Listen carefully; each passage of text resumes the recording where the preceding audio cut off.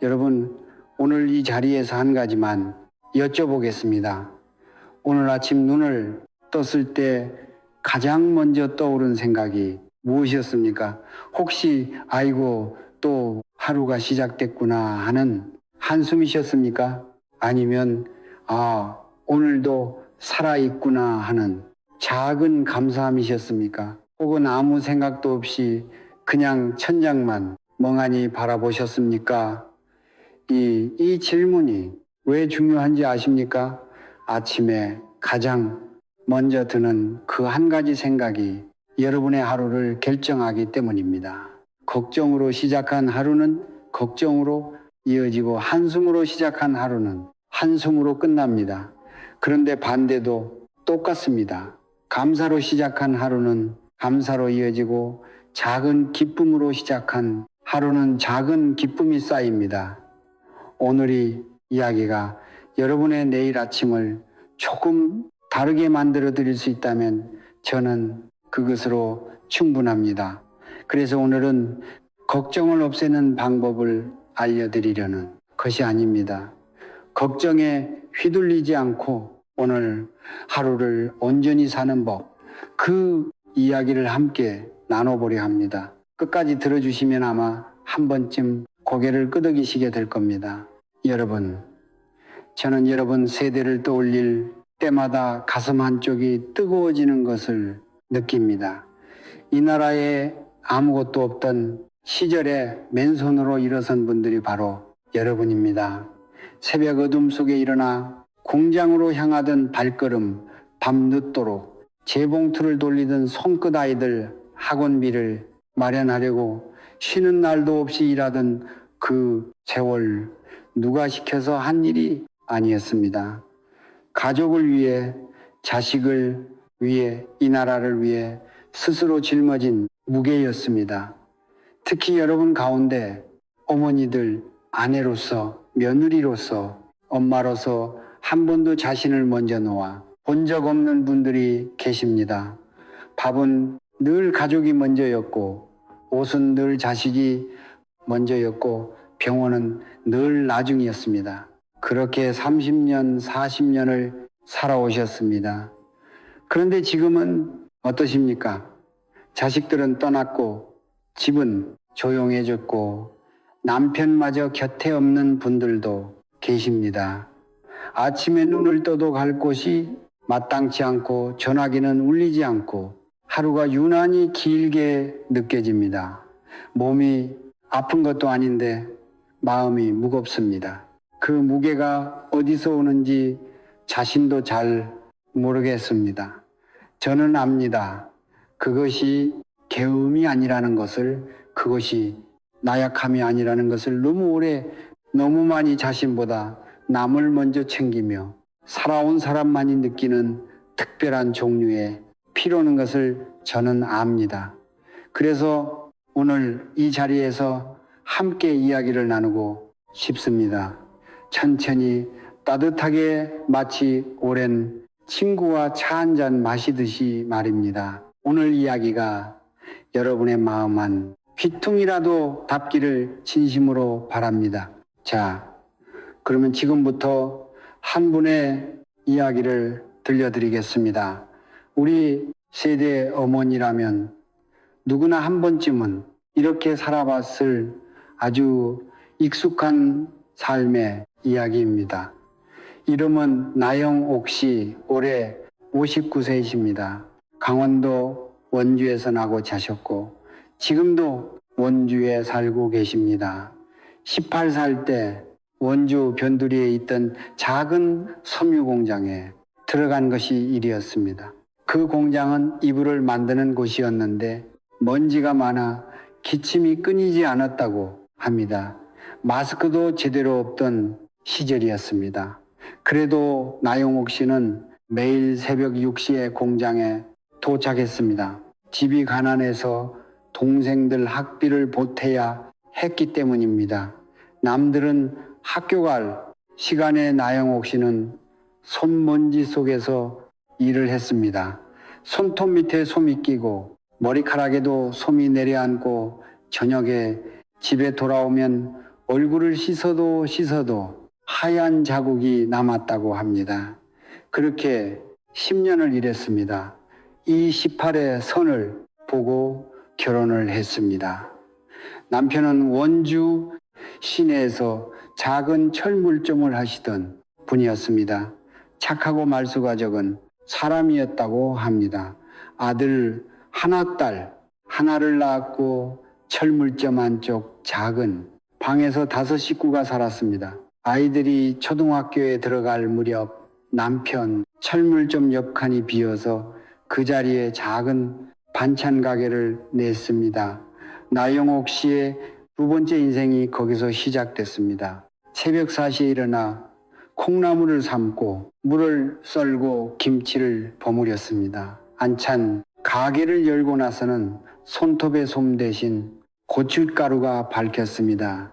손끝이 빨갛게 물들어서 겨울에도 장갑을 벗으면 사람들이 다 쳐다봤다고 합니다. 반찬 가게는 22년을 했습니다. 22년 동안 단 하루도 쉰이 거의 없었습니다. 명절 전날에도 일을 했고 본인 생일에도 일을 했고 심지어 눈이 펑펑 오는 날에도 일찍 나와가게 앞을 쓸었습니다. 아들은 서울로 대학을 가서 거기서 취직을 했고 딸은 인천 남자한테 시집을 갔습니다. 남들은 나영옥 씨에게 말했습니다. 참 잘 키우셨다고 대단하시다고. 그런데 그 말을 들을 때마다 나영옥 씨는 이상하게도 기쁘기보다 몸에 힘이 빠졌다고 합니다. 마치 오래 달려온 사람이 결승선을 넘은 순간 다리가 풀리는 것처럼 말입니다. 3년 전 겨울이었습니다. 남편이 아침에 철물점 문을 열려고 나가시다가 골목에서 쓰러지셨습니다. 뇌출혈이었습니다. 병원에 도착했을 때는 이미 손을 쓸 수 없는 상태였습니다. 나영옥 씨는 그날부터 혼자가 되었습니다. 반찬 가게는 그의 봄에 정리했습니다. 남편 없는 철물점을 옆에서 바라보며 반찬을 만들 힘이 나지 않았기 때문입니다. 원주 외곽 작은 아파트로 이사를 갔습니다. 방 2개짜리 낡은 아파트였습니다. 그때부터 나영옥 씨의 밤이 달라졌습니다. 매일 밤 잠자리에 누우면 머릿속에서 숫자가 돌아갑니다. 이번 달 전기세가 얼마였지? 가스비는 언제까지였지? 혈압 약값이 또 올랐다던데 아들 이번에 승진했다고 했는데 회사에서 잘하고 있는 걸까? 며느리랑은 잘 지내는 걸까? 딸내 사위는 요즘 얼굴이 안 좋아 보이던데 혹시 둘이 싸운 건 아닐까? 외손주는 학원을 몇 개나 다닌다더라. 그 집 형편에 괜찮을까? 하나를 내려놓으면 또 하나가 올라옵니다. 걱정이 걱정을 물고 줄줄이 이어집니다. 나영옥 씨의 침대 옆에는 작은 가계부가 있습니다. 매일 지출을 꼼꼼히 적습니다. 그런데 이상한 습관이 하나 있습니다. 아침에 눈을 뜨면 그 가계부를 다시 꺼내 읽습니다. 새로 적을 것이 없는데도 그냥 읽습니다. 확인하고 또 확인합니다. 그 가계부가 3년 동안 벌써 2번째입니다. 한 권에 1년 반씩 100이 적혔습니다. 적어서 걱정이 줄었느냐고 물으면 나영옥 씨는 고개를 저으셨다고 합니다. 한 번도 줄지 않았다고 합니다. 오히려 더 늘었다고 하셨습니다.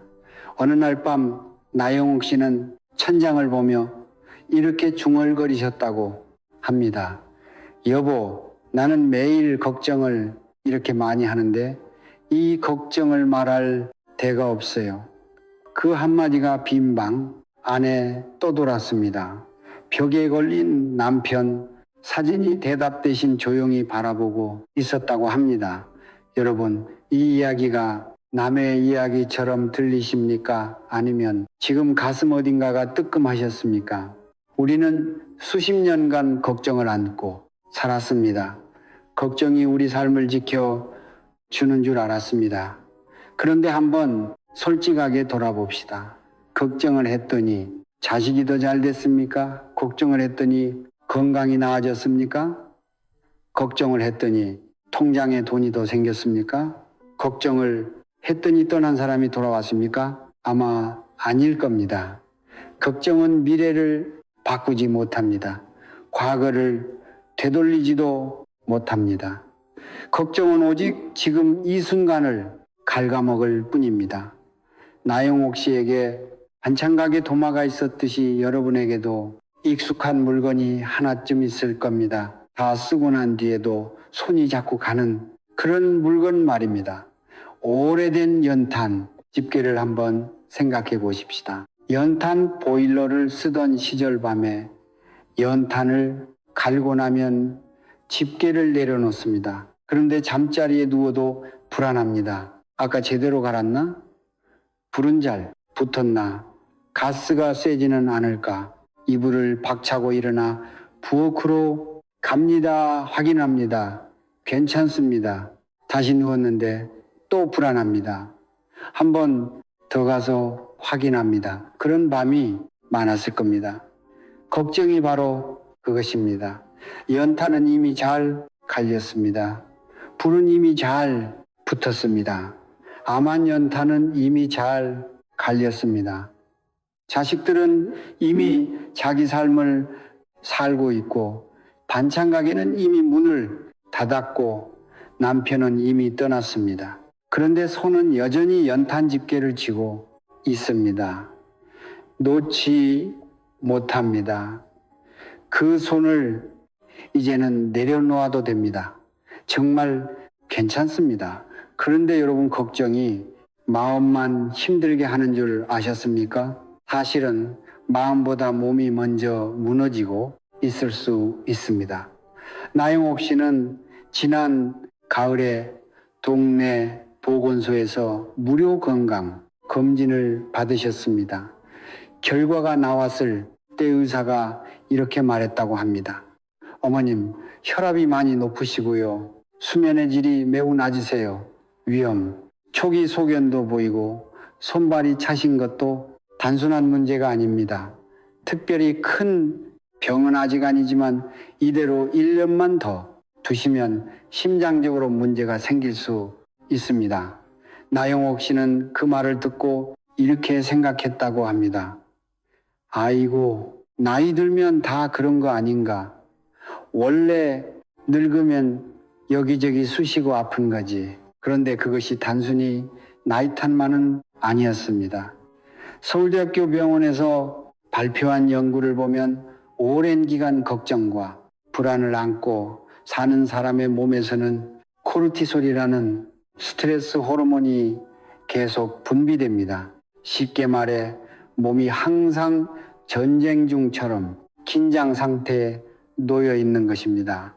이 코르티솔이 하루 이틀이 아니라 몇 년, 몇십 년 쌓이면 혈압이 올라가고 혈관에 염증이 생기고 기억력이 떨어지고 소화가 잘 안 되고 잠을 깊이 자지 못하게 됩니다. 우리나라 60대 여성의 불면증 유병률이 37% 정도 된다고 하는데 그 가운데 상당수가 바로 이 만성 걱정과 관련이 있다고 합니다. 걱정이 단순히 마음의 문제가 아니라 몸을 실제로 천천히 망가뜨리고 있다는 것입니다. 조금 어렵게 느껴지실 수 있으니 이렇게 쉽게 생각해 보십시다. 오래된 재봉틀 한 대가 있습니다. 30년 넘게 써온 재봉틀입니다. 그런데 이 재봉틀을 한 번도 멈추지 않고 밤낮으로 돌립니다. 쉬지 않고 돌리고 또 돌립니다. 아무리 튼튼한 재봉들이라도 버틸 수 있겠습니까? 모터가 과열되고 바늘이 휘고 톱니가 빠지고 어느 날 갑자기 멈춰버립니다. 그 재봉틀이 바로 지금 여러분의 몸입니다. 한 번쯤 멈추고 기름을 쳐야 합니다. 한 번쯤 쉬게 해줘야 합니다. 나영, 혹시 혈압이 높았던 것 잠을 못 자던 것, 아침마다 몸이 돌덩이처럼 무거웠던 것, 그것이 단순히 나이 때문이 아니라 수십 년간 쌓여온 걱정이 몸에 새겨진 흔적이었습니다. 또 다르게 표현해 보겠습니다. 부엌에 된장 항아리가 하나 있습니다. 아주 오래된 항아리입니다. 이미 가득 차 있습니다. 그런데 매일 한 숟갈씩 걱정을 더 넣었습니다. 오늘 안 넘치면 내일 넘칩니다. 내일 안 넘치면 모레 넘칩니다. 결국 넘칠 수밖에 없습니다. 그런데 우리가 할 일은 더 큰 항아리를 구하는 것이 아닙니다. 더 이상 놓지 않는 것입니다. 그렇다면 어떻게 멈출 수 있겠습니까? 거창한 방법이 아닙니다. 아주 작은 것 하나부터 시작하면 됩니다. 오늘 밤 잠자리에 누우셨을 때 걱정이 밀려오기 시작하면 이것만 해보십시다. 코로 숨을 천천히 들이마십니다. 마음속으로 넷을 셉니다. 그 숨을 잠깐 멈춥니다. 7을 셉니다. 그리고 입으로 아주 천천히 내쉽니다. 8을 셉니다. 이것을 3번만 반복하십시다. 넷을 세기 어려우시면 셋도 괜찮습니다. 중요한 것은 숫자가 아니라 평소보다 조금 느리게 숨을 쉬는 것입니다. 여러 의학 연구에서 이렇게 느리고 깊은 호흡이 코르티솔을 낮추고 혈압을 안정시키고 잠드는 시간을 30분 가까이 줄여준다는 결과가 나왔습니다. 나영옥 씨도 이 호흡법을 시작하셨습니다. 첫째 날 밤 숨을 세려는데 자꾸 아들 얼굴이 끼어들었다고 합니다. 내가 셋하면 아들이 떠오르고 다시 처음부터 셌습니다. 그날은 제대로 되지 않았습니다. 둘째 날도 비슷했습니다. 그런데 셋째 날 밤 3번을 다 마치고 눈을 감았을 때 평소보다 1시간 일찍 잠이 들었다고 합니다. 거창한 변화가 아니었습니다. 고작 1시간이었습니다. 그런데 나영옥 씨는 이렇게 말하셨습니다. 그 1시간이 3년 만에 처음으로 내 몸이 나를 도와준 것 같은 느낌이었다고 말입니다. 여러분, 지금 당장은 아니더라도 오늘 밤 한번 해보시는 건 어떨까요? 넷을 세고 7을 멈추고 8을 내쉬는 것, 그것이 여러분의 몸에 보내는 첫 번째 편지입니다. 내 몸아 미안하다. 이제는 조금 쉬어라 하는 편지 말입니다. 나영옥 씨의 이야기를 들으시면서 혹시 누군가의 얼굴이 떠오르셨습니까? 어쩌면 그 얼굴이 거울 속 여러분 자신의 얼굴이셨을 수도 있습니다. 이 이야기가 여러분의 마음에 조금이라도 닿으셨다면 잠시 화면 아래 구독 버튼과 좋아요를 한 번만 눌러 주십시오. 그 작은 손길 하나가 이런 이야기를 계속 이어갈 수 있는 힘이 됩니다. 여러분이 함께 해주실 때 이 자리는 따뜻해집니다. 자, 그러면 이야기를 조금 더 깊이 들어가 보겠습니다.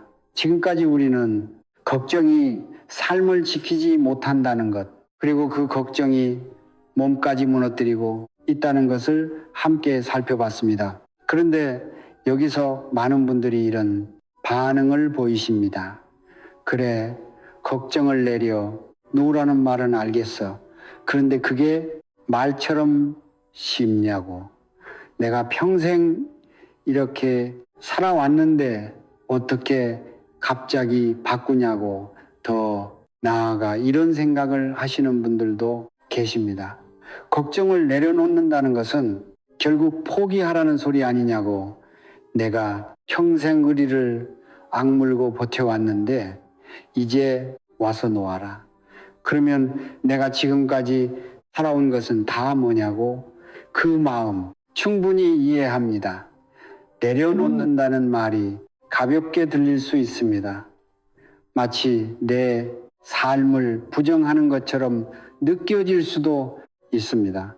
그런데 한 가지 분명히 말씀드리고 싶은 것이 있습니다. 내려놓는 것과 포기하는 것은 전혀 다른 것입니다. 포기는 손을 놓는 것입니다. 내려놓으면 손의 것 중에서 나를 살리는 것과 나를 죽이는 것을 구분해내는 것입니다. 쥐고 있는 모든 것을 버리라는 뜻이 아닙니다. 지금 내 손에 있는 것들을 한번 들여다보고 이것이 나를 따뜻하게 하는 것인지 아니면 나를 짓누르는 것인지 가려내는 것입니다. 이것은 아주 큰 차이입니다. 포기는 무기력이고 내려놓으면 지혜입니다. 우리 세대 어머니들이 흔히 하시는 말씀이 있습니다. 자식이 잘 돼야 내가 편하지, 이 말 틀린 말은 아닙니다. 그런데 이 말 뒤에 숨어 있는 진짜 마음을 한번 들여다봅시다. 자식이 잘 돼야 한다는 마음, 그 안에 혹시 자식이 내가 원하는 방향으로 잘 돼야 한다는 마음이 섞여 있지는 않습니까? 아들은 이 정도 직장에 다녀야 하고 며느리는 이 정도는 해줘야 하고 딸은 이런 남자를 만나야 하고 외손주는 이 학원 정도는 보내야 하고 그 마음이 사랑에서 온 것이라는 것을 압니다. 그런데 그 사랑이 어느 순간부터 통제가 되고 그 통제가 걱정이 되고 그 걱정이 결국 나와 자식 사이에 벽을 쌓기 시작합니다. 여기서 조금 솔직한 질문을 하나 드리겠습니다. 자식에게 매일 전화해서 이것저것 물어보는 것이 진짜 자식을 위한 것입니까? 아니면 내 불안을 달래기 위한 것입니까? 이 질문이 조금 불편하실 수 있습니다. 그런데 불편한 질문일수록 한 번은 마주해 볼 필요가 있습니다. 나영옥 씨가 바로 그랬습니다. 서울에 사는 아들에게 거의 매일 전화를 했습니다. 밥은 먹었냐? 일은 안 힘드냐? 며느리랑은 괜찮냐? 외손주는 어린이집에 잘 다니냐? 회사에서 내 상사는 여전히 너를 못 살게 구냐? 사랑이었습니다. 진심이었습니다. 그런데 아들이 점점 전화를 잘 받지 않기 시작했습니다. 처음에는 바쁜가 보다 했습니다. 그런데 일주일, 2주일 전화를 받지 않는 날이 점점 늘어갔습니다. 어쩌다 받아도 엄마나 회의 중이야, 이따 전화할게 하고 끊어버렸습니다. 그리고 이따가는 대부분 오지 않았습니다.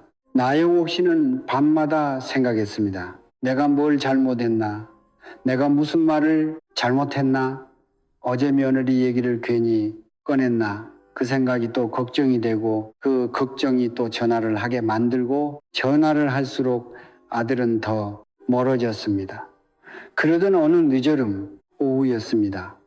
나영옥 씨는 전화기를 들었다가 내려놓았습니다.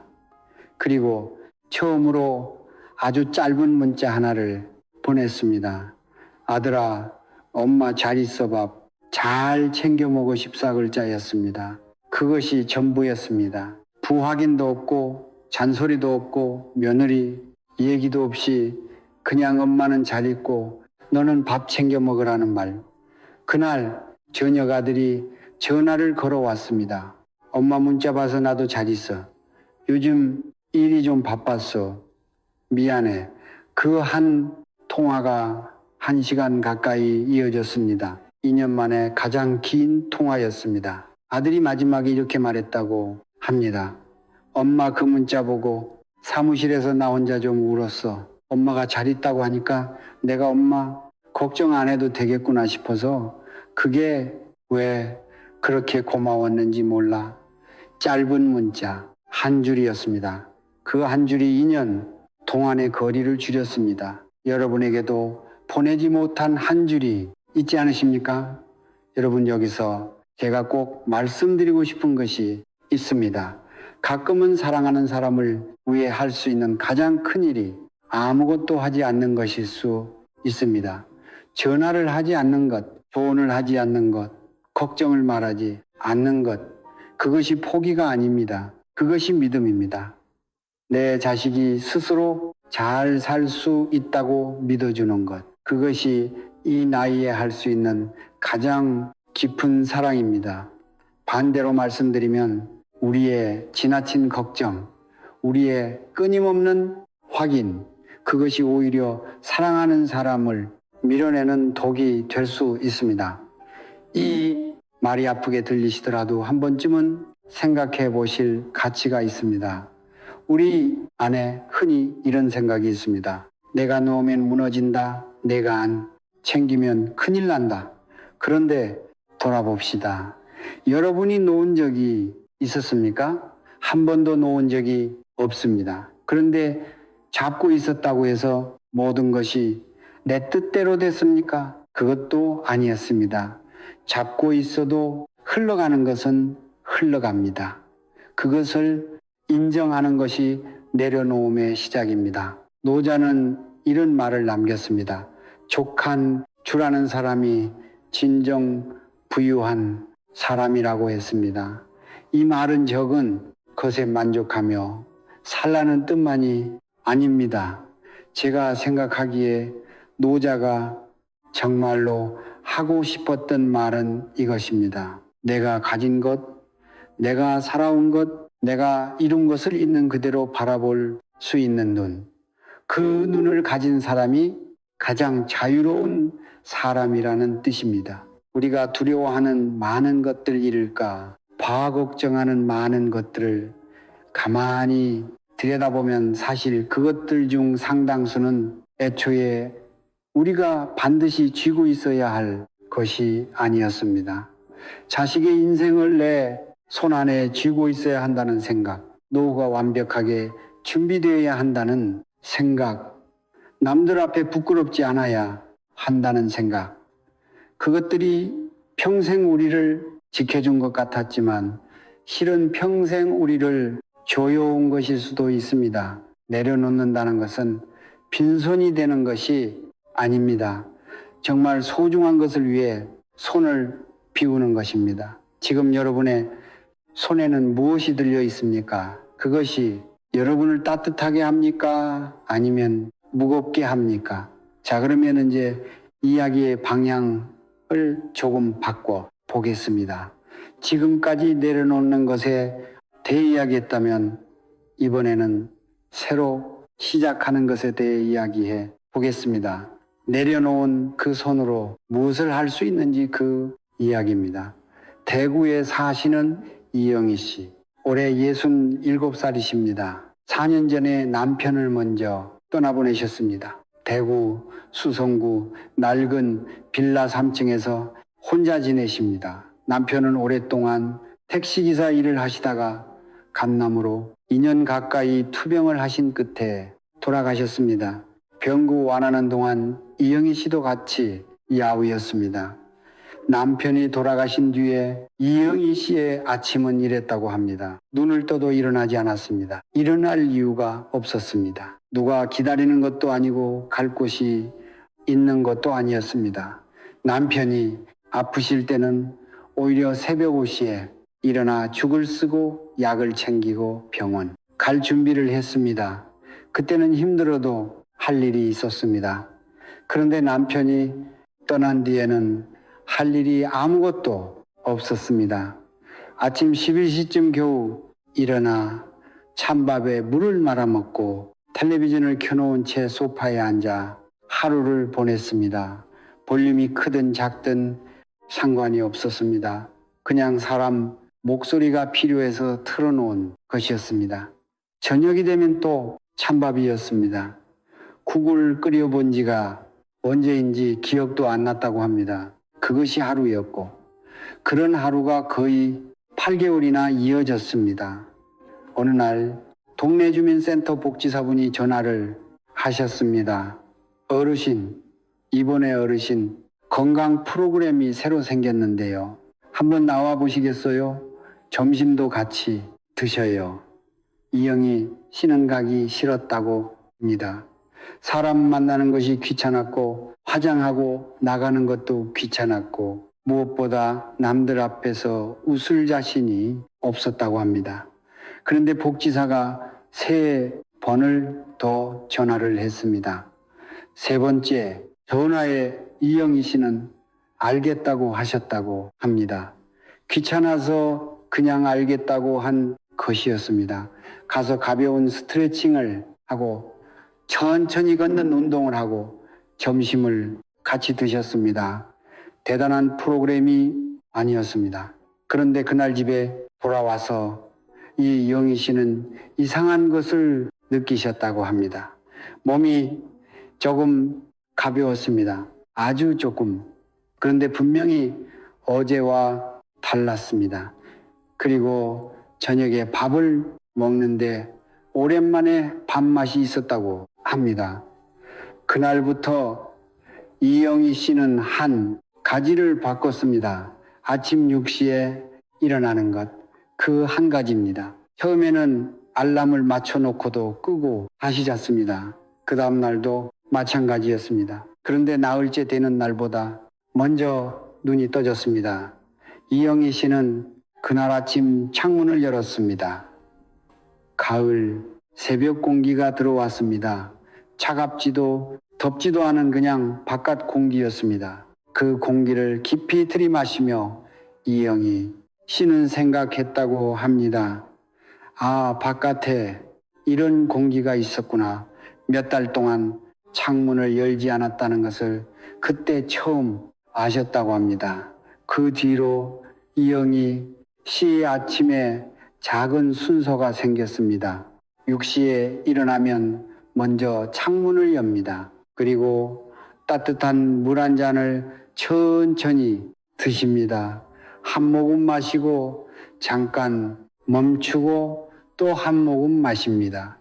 컵을 손으로 감싸고 물의 온기를 느끼며 드십니다. 그 다음 운동화를 신고 밖으로 나가십니다. 멀리 가지 않으십니다. 집밥 골목에서 동네 공원까지 한 바퀴를 도십니다. 15분 정도입니다. 특별히 사는 것도 없고 특별한 목적도 없습니다. 그냥 동네 소리를 들으며 걸으십니다.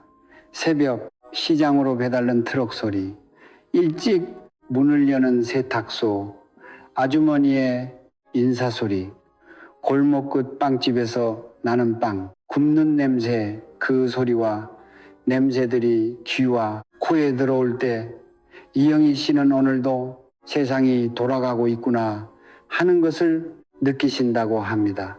이영희 씨에게는 또 하나의 작은 습관이 생겼습니다. 공원을 한 바퀴 돌고 돌아오는 길에 땅에 떨어진 예쁜 낙엽이나 꽃잎을 하나 주시는 것입니다. 집에 돌아오셔서 오래된 수첩 사이에 끼워 넣으십니다. 처음에는 별 생각 없이 한 것이었는데 어느새 수첩 2권이 잎사귀로 가득 찼다고 합니다. 한 장, 한 장이 하루의 흔적이었습니다. 이영희 씨는 그 수첩을 저에게 보여주시며 이렇게 말씀하셨습니다. 이 잎사귀 하나하나가 내가 아침에 일어났다는 증거예요. 내가 밖에 나갔다는 증거예요. 살아있었다는 증거예요. 여러분, 이영희 씨가 한 일이 대단한 것이었습니까? 아닙니다. 창문을 여는 것, 물을 마시는 것, 15분 걷는 것, 잎사귀 하나 줍는 것, 그것이 전부였습니다. 그런데 그 작은 것들이 모여 하루가 달라졌고, 하루가 달라지니 표정이 달라졌고, 표정이 달라지니 주변 사람이 달라졌습니다. 복지관에서 만난 분이 이영희 씨에게 이렇게 말씀하셨다고 합니다. 요즘 얼굴이 참 밝아지셨어요. 그 한마디에 이영희 씨는 또 하루를 일찍 시작할 힘을 얻었다고 합니다. 여러분도 해보실 수 있습니다. 거창하게 시작하지 않으셔도 됩니다. 내일 아침 아니 오늘 밤 주무시기 전에 알람을 하나 맞춰 놓으십시다. 평소보다 30분만 일찍이면 됩니다. 눈을 뜨면 가장 먼저 창문을 여십시다. 바깥 공기를 한번 깊이 들이마십시다. 그리고 따뜻한 물 한 잔을 천천히 드십시다. 한꺼번에 마시지 마시고 한 모금씩 물의 온기를 느끼면서 드십시다. 가능하시면 밖에 나가 10분에서 15분 정도 걸으십시다. 멀리 가지 않으셔도 됩니다. 동네 한 바퀴면 충분합니다. 이 세 가지가 어려우시면 하나만 하셔도 됩니다. 창문을 여는 것 그 하나만으로도 이미 시작입니다. 삶은 거대한 결심으로 바뀌지 않습니다. 작은 아침 하나가 하루를 바꾸고 그 하루가 내일을 바꾸고 그 내일들이 모여 한 계절을 바꿉니다. 마치 작은 텃밭과 같습니다. 오늘 씨앗을 심었다고 내일 열매가 열리지는 않습니다.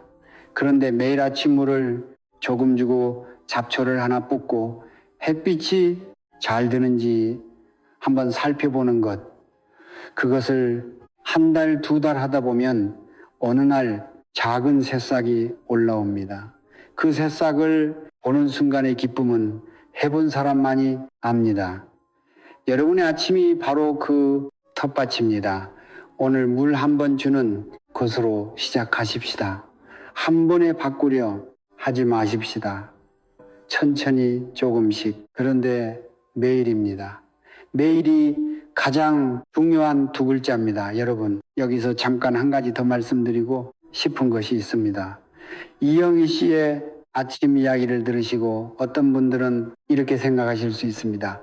창문 열고 물 마시고 걷는 거, 그거 다 좋은 말이지만 나는 몸이 아파서 그것도 못해.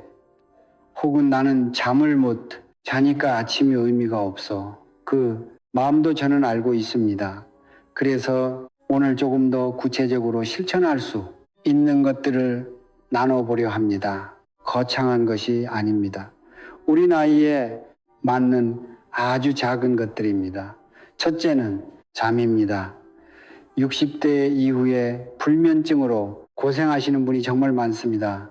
우리나라 60대 이상 어르신 가운데 절반에 가까운 47% 정도가 수면에 어려움을 겪으신다는 조사가 있습니다. 잠이 안 오는 밤 여러분은 어떻게 하십니까? 침대에서 뒤척이다가 텔레비전을 켜십니까? 아니면 전화를 드십니까?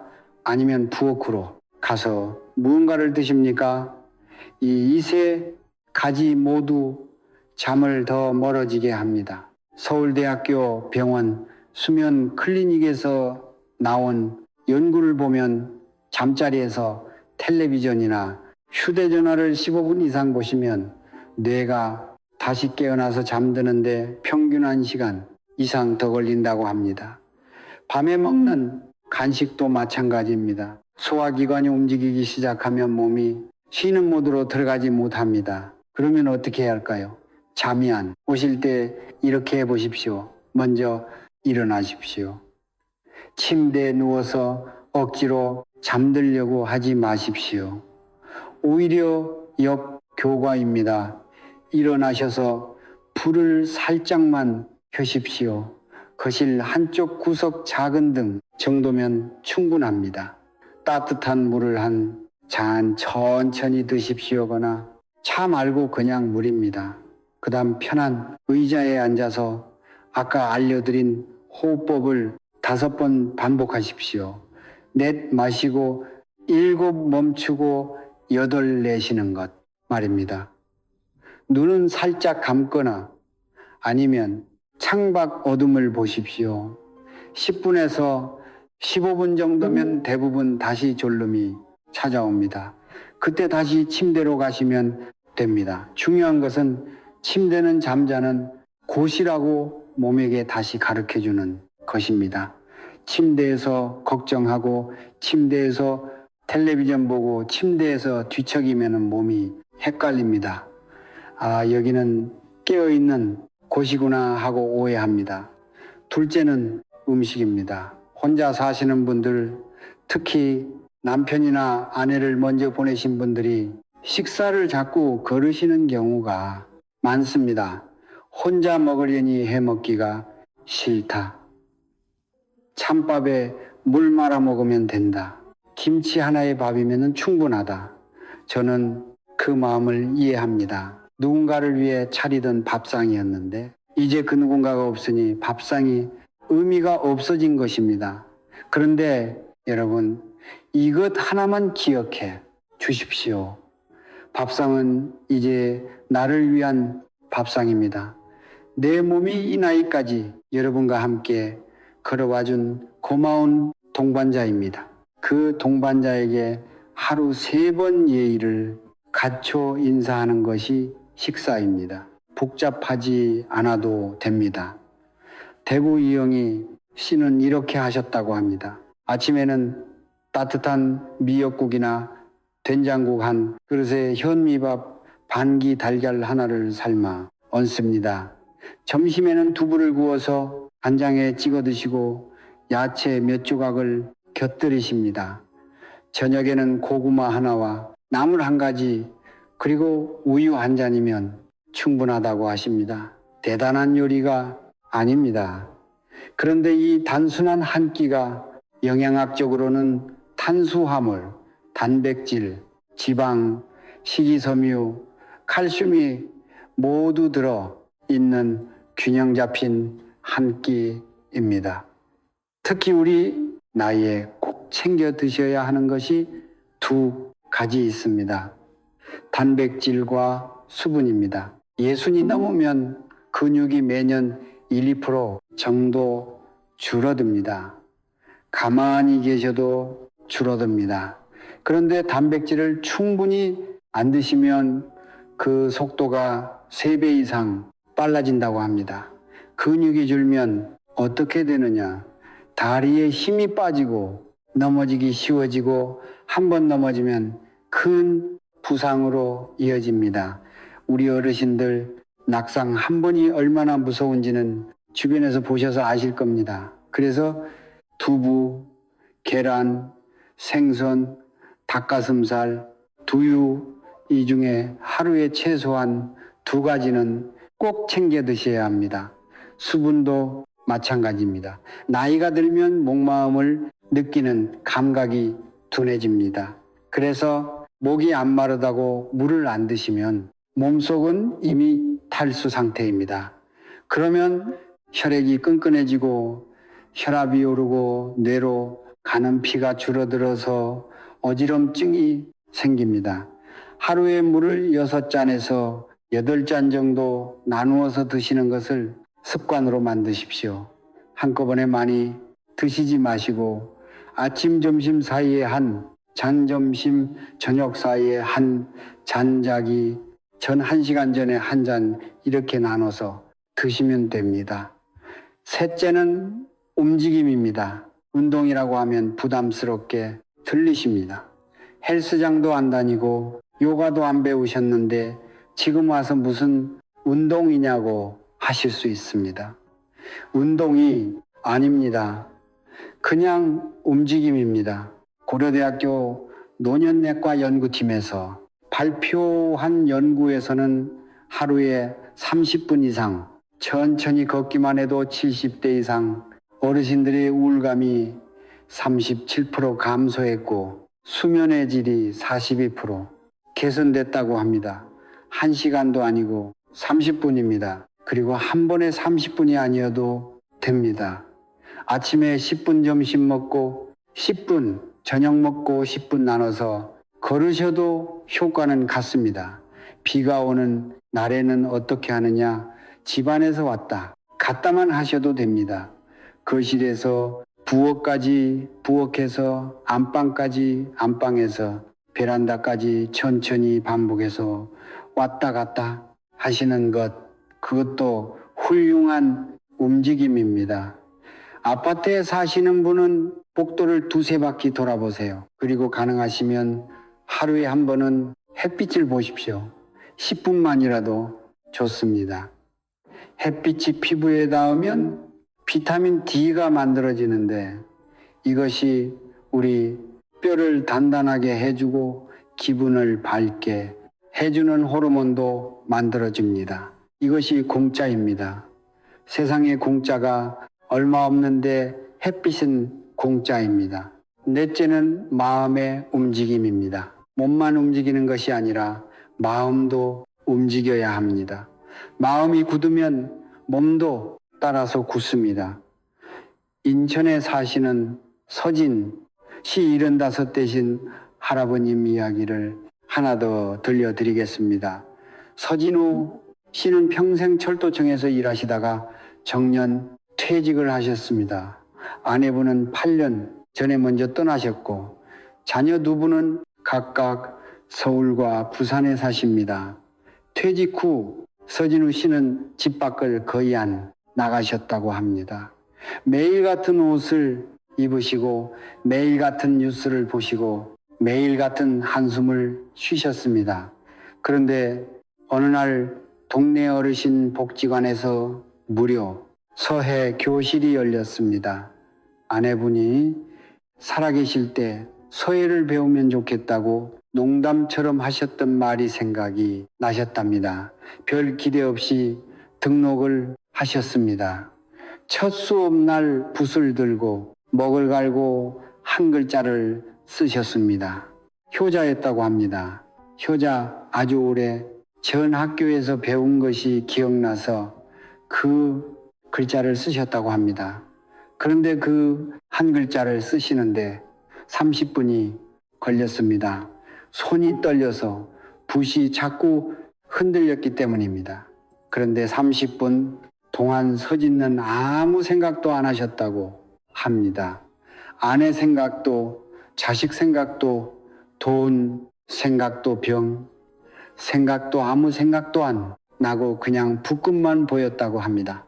수업이 끝나고 집으로 돌아오는데 이상하게 마음이 가벼웠답니다. 30분 동안 걱정해서 노연난 것입니다. 그 서예 교실을 3년째 다니고 계십니다. 지금은 붓이 더 이상 떨리지 않으신다고 합니다. 교실에서 친구도 6분이 생기셨습니다. 거기서 만난 분들과 달에 한 번 근처 식당에서 점심을 드신답니다. 서진욱 씨가 저에게 이렇게 말씀하셨습니다. 붓을 잡고 있는 동안은 내가 나이 든 사람이 아니에요. 그냥 글씨를 배우는 학생이에요. 그 말이 오래 마음에 남았습니다. 여러분 뭐든 좋습니다. 꼭 서예가 아니어도 됩니다. 노래를 배우셔도 되고 꽃꽂이를 배우셔도 되고 동네 사랑방에서 장기를 두셔도 되고 복지관 댄스반에 가 보셔도 됩니다. 텃밭을 얻어서 상추를 심으셔도 되고 십자수를 다시 꺼내 놓으셔도 됩니다. 중요한 것은 내 손과 마음이 한 가지 일에 집중하는 그 시간을 하루에 30분이라도 만드는 것입니다. 그 30분 동안 걱정이 사라집니다. 그 30분이 쌓이면 마음이 달라집니다. 마음이 달라지면 얼굴이 달라집니다. 얼굴이 달라지면 주변 사람이 달라집니다. 결국 인생이 달라집니다. 하버드과 대학의 한 연구에서는 60대 이후에 새로운 취미를 시작하신 분들이 그렇지 않은 분들에 비해 치매, 발병률이 28% 낮다는 결과가 나왔습니다. 28%입니다. 약을 드셔서 얻는 효과와 비슷합니다. 그런데 이것은 부작용도 없고 돈도 안 듭니다.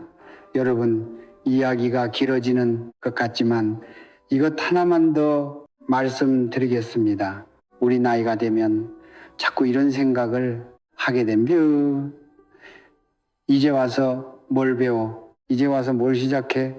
남은 시간이 얼마 되지도 않는데 그런데 생각해 보십시오. 평균 수명이 83세를 넘었습니다. 64 시작하시면 20년이 넘는 시간이 남아있고 74 시작하셔도 10년이 넘는 시간이 남아있습니다. 10년이면 충분합니다. 세상 웬만한 것은 10년이면 배우고도 남습니다. 배우지 않는 이유가 시간이 없어서가 아닙니다. 용기가 없어서입니다. 다시 학생이 되는 것이 부끄러워서입니다. 남들 앞에서 서른 모습을 보이는 것이 싫어서입니다. 그런데 여러분, 우리 나의 특권이 무엇인지 아십니까? 부끄러워할 것이 없다는 것입니다. 젊은 사람이 서예를 처음 배우면 가르치는 사람이 엄격합니다. 왜냐하면 젊은 사람은 잘 배울 수 있다고 기대하기 때문입니다. 그런데 이런 넘은 어르신이 서예를 처음 배우시면 가르치는 사람이 감탄합니다.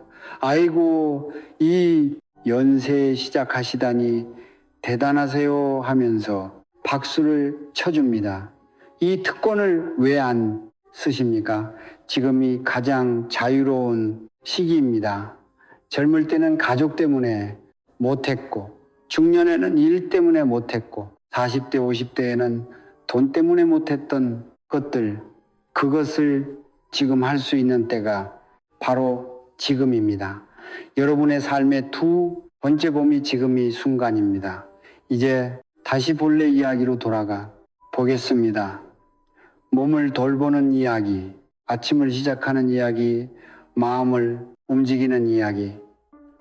이 모든 것이 결국 한 곳으로 향합니다. 나를 다시 만나는 것입니다.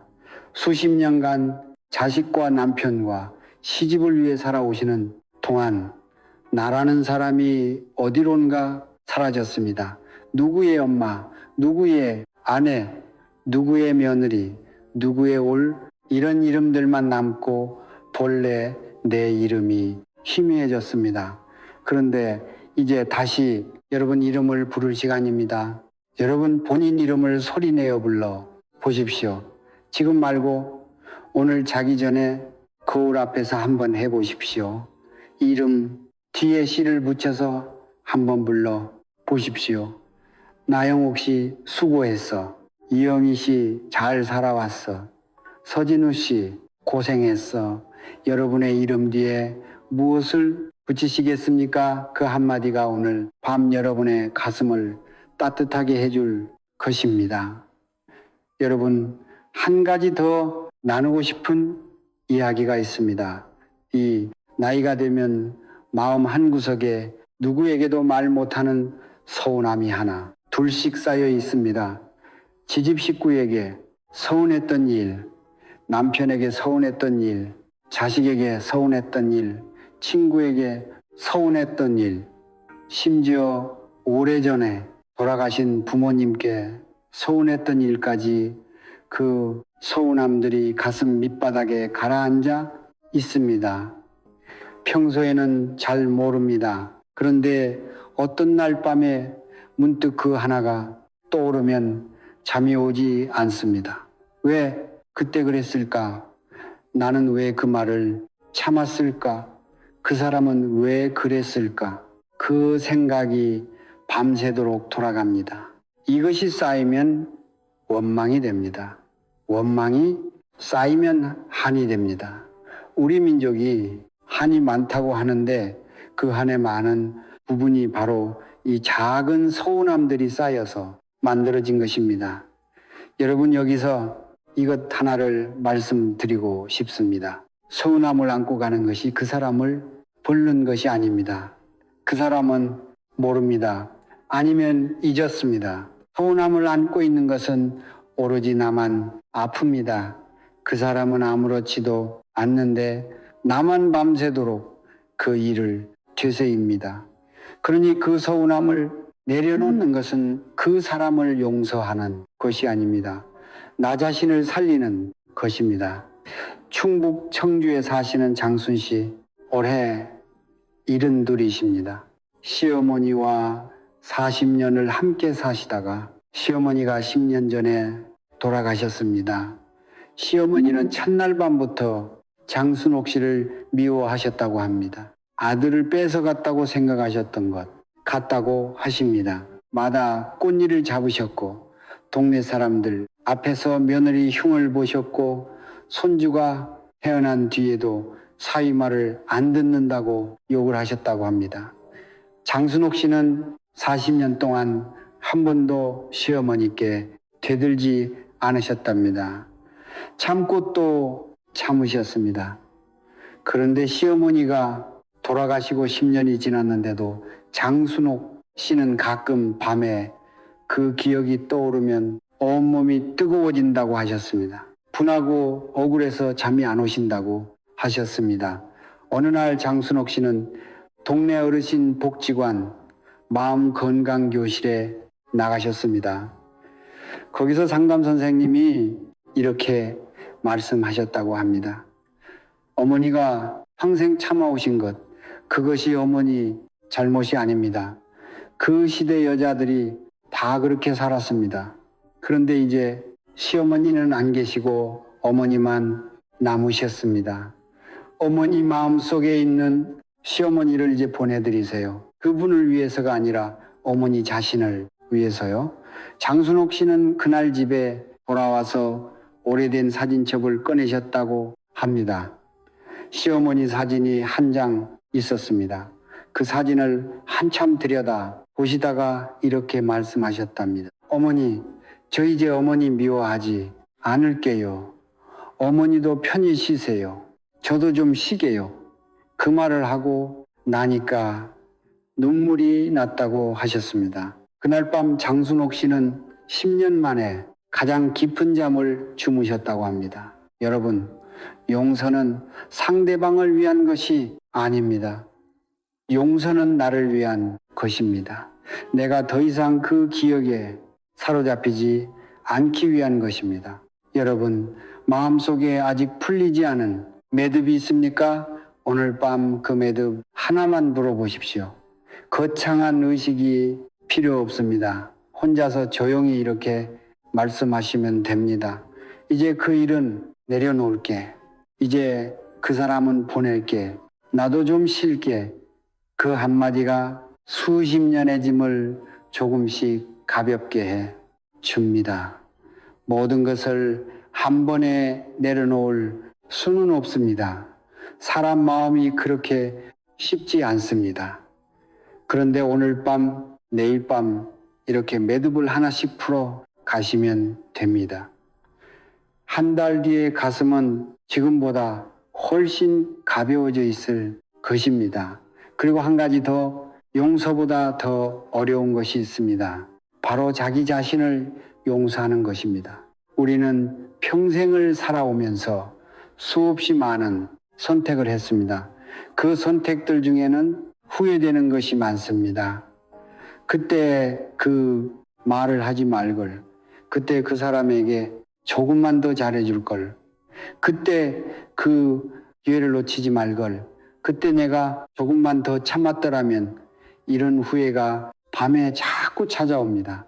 그런데 여러분, 여러분은 그때의 상황에서 최선의 선택을 하셨습니다. 지금 돌아보면 아쉽지만 그때는 그것이 최선이었습니다. 지금 알고 있는 것을 그때는 몰랐기 때문입니다. 그러니 그때의 자신을 탓하지 마십시오. 그때의 여러분 나름대로 최선을 다했습니다. 오늘 밤 잠자리에 누우시거든 이렇게 말씀해 주십시오. 옛날에 나에게 수고했다, 애였다, 미안해하지 마라.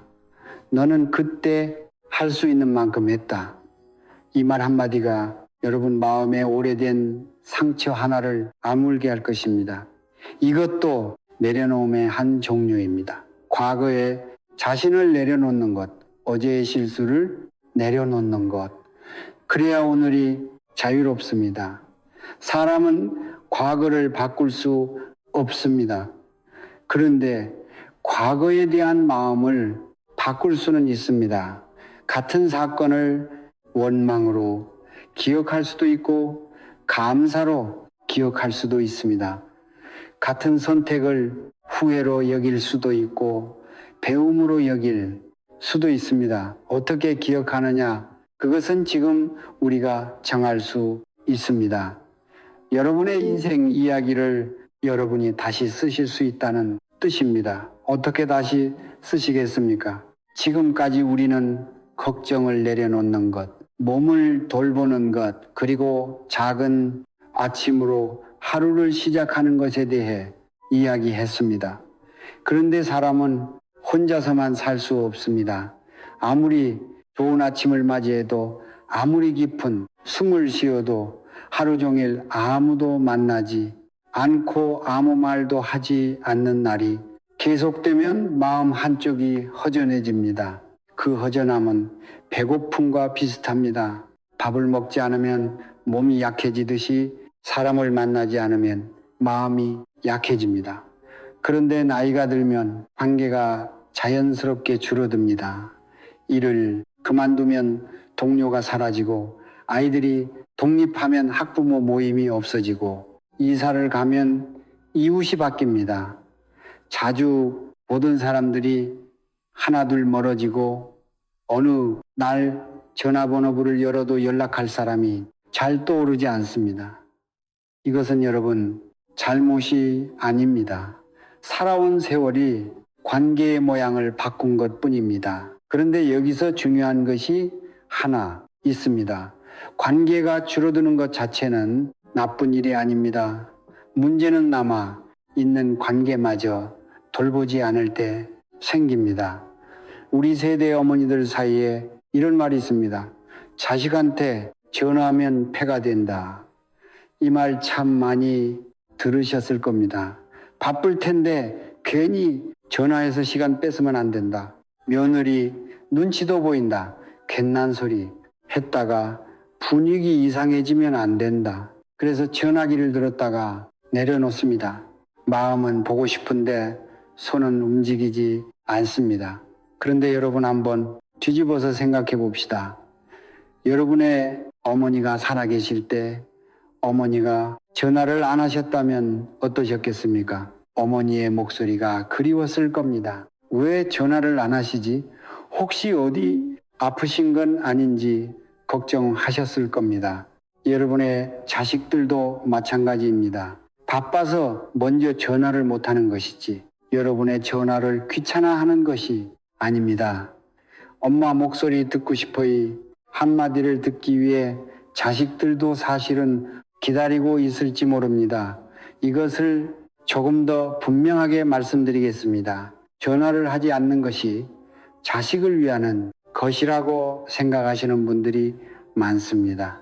그런데 침묵이 오래되면 그것은 배려가 아니라 거리가 됩니다. 엄마가 나를 잊었나? 엄마가 나를 필요 없어 하나? 그런 오해가 쌓입니다. 반대로 짧은 한마디 엄마 잘 지내? 너 밥 먹었어? 이 한마디가 어떤 긴 대화보다 따뜻합니다. 그 한마디는 내가 너를 생각하고 있다는 증거이고 그 증거 하나가 두 사람 사이에 온도를 지켜줍니다. 자식 이야기만이 아닙니다. 친구도 마찬가지입니다. 이 나이에 새 친구를 사귀어 뭐 하느냐고 생각하시는 분들이 계십니다. 오래된 친구도 이제 볼 날이 얼마나 되겠느냐고 하시는 분들도 계십니다. 그런데 바로 그렇기 때문에 남아있는 인연이 더 귀한 것입니다. 시간이 무한하다면 관계는 소중하지 않습니다. 시간이 유한하기 때문에 오늘 한 번의 만남이 오늘 한 통의 전화가 빛나는 것입니다. 나영옥이 이야기를 이어가겠습니다. 아들에게 문자를 보내고 마음이 조금 가벼워진 뒤 나영옥 씨는 어느 날 문득 한 사람이 떠올랐다고 합니다. 원주 섬유공장 시절 같은 라인에서 일하던 동료였습니다. 박미자 씨라는 분이었습니다. 무려 15년 동안 연락이 끊겼습니다. 살아있는지 어디에 사는지도 몰랐습니다. 그런데 그날따라 그 얼굴이 자꾸 떠올랐다고 합니다.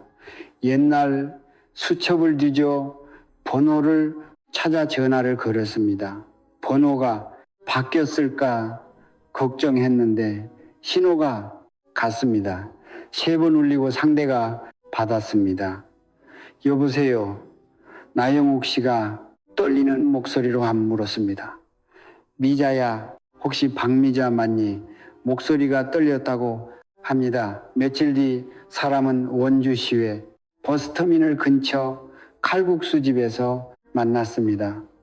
박미자 씨는 그 사이 제천으로 이사를 가셨다고 했습니다. 테이블에 마주 앉았는데 한동안 아무 말도 못했다고 합니다. 어디서부터 시작해야 할지 몰랐다고 합니다. 15년이라는 시간이 두 사람 사이에 앉아 있었습니다. 한참을 그렇게 있다가 박미자 씨가 먼저 입을 열었습니다. 영우가 우리 진짜 늙었다. 그 한마디에 두 사람이 동시에 웃음을 터뜨렸습니다. 멈출 수 없는 웃음이었다고 합니다. 무엇이 그렇게 웃기냐고 물으면 나영옥 씨는 잘 모르겠다고 하셨습니다. 그냥 그 말이 세상에서 가장 정확한 인사였다고 합니다. 칼국수를 시켰습니다. 그런데 불다이가 시원치 않아서 면을 짧게 잘라달라고 부탁했습니다. 아주머니가 가위로 잘게 잘라주셨습니다. 박미자 씨가 그걸 보고 또 웃었다고 합니다. 우리가 면을 잘라달라고 할 나이가 됐구나 하시면서 말입니다. 또 웃었습니다. 칼국수 맛이 어땠느냐고 물으면 나영옥 씨는 잘 모르겠다고 하십니다. 맛보다 그냥 같이 먹었다는 것 자체가 좋았다고 하십니다. 여러분이 이야기에 거창한 것이 있었습니까? 고급 식당도 아니었고 특별한 선물도 없었고 긴 편지도 없었습니다. 그냥 전화 한 통, 칼국수 한 그릇, 영어가 우리 늙었다 한마디. 그것이 15년의 빈자리를 채웠습니다. 관계를 유지하는데 큰 것이 필요하지 않습니다. 오래된 친구에게 잘 지내시냐는 전화 한 통이면 됩니다. 멀리 사는 형제에게 요즘 날씨가 좋더라는 문자 한 줄이면 됩니다. 그 작은 결 하나가 하루를 덜 외롭게 만들고 삶을 덜 무겁게 만듭니다. 로마의 철학자 세네카는 이런 말을 남겼습니다. 인생에서 가장 아름다운 것 중 하나는 벗이 있다는 것이고 누군가의 벗이 될 수 있다는 것이라고 했습니다. 2000년 전 사람도 알고 있었습니다. 재산이 얼마인지, 집이 얼마나 큰지 그것은 아무도 기억하지 않습니다. 내 곁에 누가 있었는지, 나는 누구 곁에 있었는지 그것을 사람들은 기억합니다. 모든 사람에게 잘 보이려 애쓰지 않아도 됩니다. 그것은 지치는 일입니다. 그 대신 마음이 편한 사람 같이 있으면 억지로 웃지 않아도 되는 사람. 야, 우리 늙었다 한마디에 같이 웃을 수 있는 사람. 그런 사람이 3명만 있으면 충분합니다. 10명의 아는 사람보다 3명의 편한 사람이 인생을 더 따뜻하게 합니다. 그 3명에게 오늘 안부한 마디를 건네보시는 건 어떨까요? 자, 이제 오늘의 마지막 이야기를 드리겠습니다. 지금까지 걱정을 내려놓는 것, 몸을 돌보는 것, 작은 아침을 시작하는 것, 관계를 가꾸는 것을 이야기했습니다. 그런데 이 모든 것의 가장 밑바닥에 하나가 더 있습니다. 어쩌면 오늘 가장 중요한 한 가지입니다. 여러분, 효도라는 말을 들으시면 어떤 장면이 떠오르십니까? 부모님께 용돈을 드리는 것, 명절에 찾아뵙는 것, 어려운 일이 있을 때 곁에 있어 드리는 것. 우리 세대는 효도를 그렇게 배웠습니다. 위로 향하는 것이었습니다. 부모에게, 어른에게, 가족에게. 그러면 여러분, 자신에 대한 효도는 해보신 적이 있으십니까? 이 질문이 이상하게 들리실 수 있습니다. 자기한테 효도를 한다니 그게 무슨 말이냐고 하실 수 있습니다. 그런데 잠깐 생각해 봅시다. 여러분은 평생 다른 사람을 위해 살아오셨습니다. 부모를 위해, 남편을 위해, 자식을 위해, 며느리로서 시집 체면을 위해 그렇게 살아오시는 동안 자신에게는 무엇을 해주셨습니까? 먹고 싶은 것을 먹어본 적이 있으십니까? 진짜로 남의 눈치 보지 않고 나는 이것이 먹고 싶다고 말해본 적이 있으십니까? 입고 싶은 옷을 입어본 적이 있으십니까? 아끼지 않고 이것은 나를 위한 것이라고 생각하며 꺼내 입어본 적이 있으십니까? 하고 싶은 것을 하고 싶다고 말해본 적이 있으십니까? 많은 분들이 아무거나라는 말에 익숙해져 있습니다. 뭐 먹을래? 아무거나. 어디 갈래? 아무데나. 뭐가 갖고 싶어? 아무것도 안 필요해. 이 아무거나는 겸손이 아닙니다. 너무 오래 자신을 뒤로 미룬 사람이 만들어낸 습관입니다. 원하는 것이 없는 것이 아니라 원하는 것을 말할 자격이 나에게는 없다고 스스로 정해버린 것입니다. 나영옥 씨에게 마지막 이야기가 있습니다. 올해 봄딸이 전화를 했답니다. 엄마, 이번 주말에 내가 갈게. 뭐 해드릴까? 뭐 드시고 싶으세요? 평소 같으면 나영옥 씨는 이렇게 대답했을 겁니다. 아이고, 아무거나 해. 엄마는 다 괜찮아. 그런데 그날은 달랐습니다. 나영옥 씨는 잠깐 망설이시다가 이렇게 말씀하셨습니다. 엄마, 갈비찜 먹고 싶어. 8글자였습니다. 그런데 그 8글자를 말하는데 59년이 걸렸습니다. 평생 처음으로 내가 원하는 것을 내 입으로 말했습니다. 딸이 전화기 너로 잠깐 놀란 듯 조용했다가 웃으며 말했답니다. 알겠어, 엄마. 내가 맛있게 해드릴게. 나영옥 씨는 딸이 오기 전날 원주 중앙시장에 직접 나가셨습니다. 갈비를 고르고 밤을 고르고 대추를 고르고 양념 재료를 하나하나 챙기셨습니다. 시장 아주머니가 물었습니다. 손님이라도 오세요. 나영옥 씨가 대답하셨답니다. 아니요. 그냥 제가 먹고 싶어서요. 그 말을 하면서 자신도 놀랐다고 하십니다. 내가 먹고 싶어서 장을 본 것이 언제가 마지막이었는지 기억이 나지 않았다고 하십니다. 주말에 딸과 함께 갈비찜을 만들었습니다. 좁은 부엌에 굳이 익는 냄새가 가득했습니다. 딸과 나란히 서서 물을 썰고 간장을 넣고 불을 조절했습니다.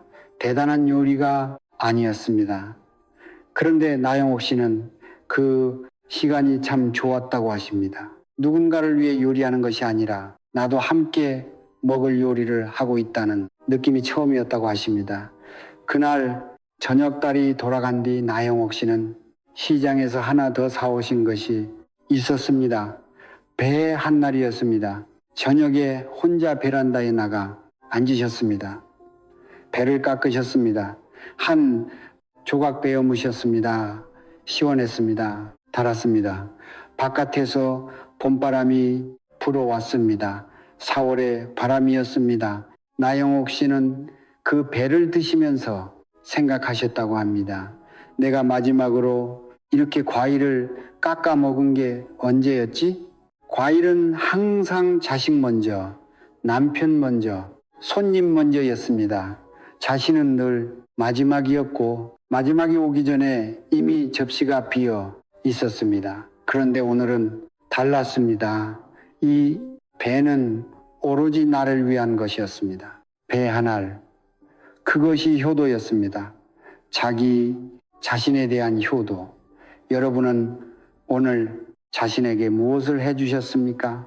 여러분, 옷장에 혹시 아끼는 옷이 있으십니까? 특별한 날 입으려고 모셔놓은 그 옷 말입니다. 명절에 입으려고, 잔치에 입으려고 좋은데 갈 때 입으려고 넣어둔 옷. 그런데 그 특별한 날이 언제 오던가요? 매번 미루다가 한 해가 가고 또 한 해가 갑니다. 옷은 옷장 안에서 색이 바르고 냄새가 배고 결입게 됩니다. 입지도 못하고 버리게 됩니다. 그 옷을 내일 아침 거울 앞에서 꺼내 입으십시다. 시장에 가시든 공원을 걸으시든 그냥 집에 계시든 오늘이 바로 그 특별한 날입니다. 아니, 여러분이 살아계신 오늘이 이미 특별한 날입니다. 공자는 이런 말을 남겼습니다. 나이 이른이 되어서야 마음이 하고자 하는 대로 따라도 어긋남이 없었다고 했습니다. 공자 같은 성인도 이른이 되어서야 비로소 자기 마음을 따를 수 있었다는 것입니다. 그 전까지는 공자도 참았고 경고 마음과 싸웠습니다. 70년이 걸린 것입니다.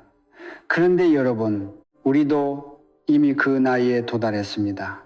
이른이 넘으신 분도, 예수님이 넘으신 분도 이미 충분히 참았고 충분히 견고, 충분히 마음과 싸우셨습니다.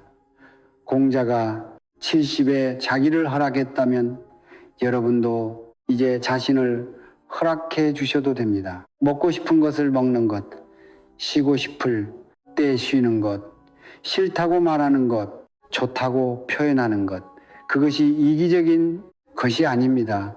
70년 동안 미뤄온 자기 자신에 대한 효도입니다. 나영옥 씨는 배날로 시작하셨습니다. 여러분의 배 한 날은 무엇입니까? 여러분, 오늘 이야기가 꽤 길었습니다. 여기까지 함께 해주신 것만으로도 감사한 마음입니다. 이제 오늘 나눈 이야기를 천천히 정리해 보겠습니다. 차 한 잔을 마시며 되돌아보는 시간이라고 생각해 주십시다. 우리는 가장 먼저 걱정이 삶을 지켜주지 못한다는 것을 이야기했습니다. 나영옥 씨가 3년 동안 가계부를 2건이나 채우며 걱정했지만 그 걱정이 단 한 번도 현실을 바꿔주지 못했듯이 우리의 걱정도 마찬가지였습니다. 연탄은 이미 잘 갈렸는데 손은 아직 집게를 쥐고 있었습니다. 그 다음 걱정이 마음만 힘들게 하는 것이 아니라 몸까지 무너뜨리고 있다는 것을 알았습니다. 코르티솔이라는 호르몬이 우리 몸을 쉬지 못하게 하고 있었습니다. 30년 넘게 돌아간 재봉 트랙에 이제는 멈출 시간을 줘야 합니다. 오늘 밤 느린 호흡 3번이 그 첫 번째 쉼표입니다. 그리고 내려놓는 것이 포기가 아니라는 것도 함께 생각했습니다. 잡고 있어도 흘러가는 것은 흘러갑니다. 영영욱 시가 긴 전화 대신 14글자 문자를 보냈을 때 오히려 아들이 돌아왔습니다. 때로는 손을 놓는 것이 가장 깊은 사랑이었습니다. 이영희 씨의 이야기를 통해 작은 아침 하나가 삶을 바꿀 수 있다는 것도 보았습니다. 창문을 여는 것, 물 한 잔을 마시는 것, 15분을 걷는 것, 그 작은 잎사귀들이 모여 수첩 2권이 되었고 그 수첩이 살아있다는 증거가 되었습니다. 관계에 대해서도 이야기했습니다. 10명의 아는 사람보다 3명의 편한 사람이 인생을 더 따뜻하게 한다고 했습니다. 야, 우리 늙었다. 그 한마디에 함께 웃을 수 있는 사람이 있다면 그것만으로 충분한 하루입니다. 그리고 마지막으로 자기 자신에 대한 효도를 이야기했습니다. 갈비찜이 먹고 싶다고 말하는데 59년이 걸렸습니다. 베란다에서 혼자 배 하나를 깎아 먹는 것, 옷장 속 아끼던 옷을 오늘 꺼내 입는 것, 그것이 이 나이에 할 수 있는 가장 아름다운 효도입니다. 여러분, 오늘 이야기를 한 문장으로 줄이면 이것입니다.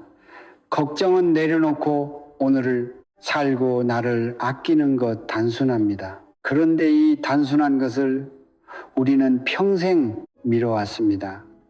우리나라에 이런 말이 있습니다. 천리길도 한 걸음부터라고 했습니다.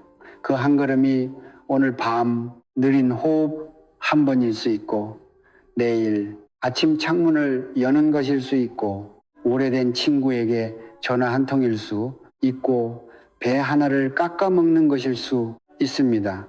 어떤 한 걸음이든 괜찮습니다. 내딛는 것이 중요합니다.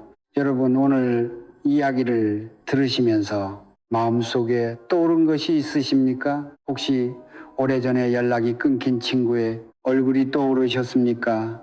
자식에게 하고 싶었지만 참아왔던 말이 있으십니까? 옷장 깊숙이 넣어둔 옷이 생각나셨습니까? 아니면 문득 먹고 싶은 것이 떠오르셨습니까? 그것이 무엇이든 댓글에 한 줄로 적어 주십시다. 짧아도 괜찮습니다.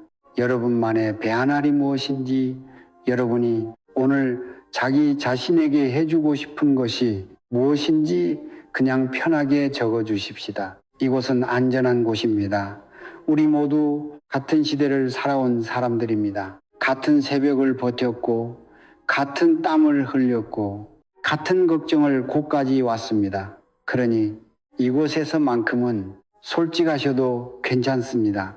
저는 여러분의 이야기를 듣고 싶습니다. 그리고 혹시 오늘 이 이야기를 들으시면서 한 분이라도 떠오르는 분이 있으시다면 그분에게 이 영상을 조용히 보내 주십시오. 같이 일하던 옛 동료 같은 동네에 살던 이웃, 요즘 혼자 지내는 언니나 동생 전화를 하기는 어렵지만이 영상 하나를 보내는 것은 어렵지 않습니다. 그것이 여러분이 그분에게 건네는 오늘의 안부가 될 수 있습니다. 여러분, 저는 오늘도 여러분 앞에서 이 이야기를 할 수 있어서 참 감사합니다. 여러분이 어떤 하루를 보내셨든 어떤 걱정을 안고 계시든 이것 하나만은 꼭 기억해 주십시오. 여러분은 충분히 잘 살아오셨습니다. 이 나라에 아무것도 없던 시절 맨손으로 일어선 분들입니다. 새벽부터 밤까지 자신보다 가족을 먼저 챙기며 살아온 분들입니다. 그 삶이 얼마나 단단하고 얼마나 값진 것인지 세상에 다 알아주지 않더라도 저는 알고 있습니다. 이제는 조금 쉬셔도 됩니다. 조금 느려도 됩니다. 조금 이기적이셔도 됩니다. 그것은 이기적인 것이 아니라 드디어 자기 차례가 온 것입니다. 내일 아침 눈을 뜨시면 창문을 한번 열어보십시다. 바깥 공기를 들이마시며 이렇게 한번 말해보십시다. 오늘은 나를 위한 하루야. 그 한 마디가 내일을 오늘과 다르게 만들어 줄 것입니다. 저는 내일도 모레도 이 자리에서 여러분을 기다리고 있겠습니다. 차 한 잔 준비해 놓고 여러분의 이야기를 들을 준비를 하고 있겠습니다. 오늘도 끝까지 함께 해 주셔서 진심으로 고맙습니다. 여러분의 오늘 밤이 어제보다 조금 더 편안하고 내일 아침이 오늘보다 조금 더 가볍기를 마음 깊이 바랍니다. 여러분은 그럴 자격이 있는 분들입니다. 그리고 마지막으로 한 가지만 더 마음에 담아 가셨으면 합니다. 오늘 이야기를 들으시는 동안 누군가의 얼굴이 떠오르셨다면 그 얼굴을 오늘 밤 꼭 한번 떠올려 보십시오. 그분이 먼저 세상을 떠난 분이든 지금 멀리 계신 분이든 오랫동안 말을 나누지 않은 분이든 그 얼굴을 떠올리며 마음속으로 이렇게 말해 보십시오. 잘 지내세요. 저도 잘 지내고 있어요. 우리 서로 건강합시다. 그 한마디가 눈에 보이지 않는 다리가 되어 마음과 마음을 이어줍니다. 말이 전해지지 않아도 마음은 전해집니다. 오래된 우리 어머니들이 그러셨듯이 말이 없어도 사랑이 통했듯이 말입니다. 여러분, 내 건강, 내 마음, 내 하루 이것을 챙기는 것이 결국 우리 가족 모두를 건강하게 하는 가장 확실한 길입니다. 내가 먼저 튼튼해야 내 자식이 편하고 내가 먼저 밝아야 내 손주가 웃습니다. 여러분의 오늘 하루 작은 한 걸음이 여러분 집안 전체의 온기가 됩니다. 가족 모두 건강하시길